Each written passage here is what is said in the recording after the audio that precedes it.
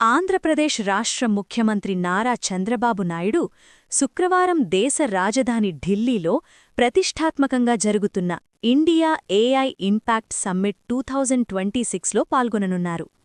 రాష్ట్రాన్ని global technology, artificial intelligence, AI హబ్బుగా తీర్చిదిద్దే లక్ష్యంతో ఆయన ఈ సదస్సులో జాతీయ, అంతర్జాతీయ ప్రముఖ పారిశ్రామికవేత్తలతో కీలక సమావేశాలు నిర్వహిస్తారు.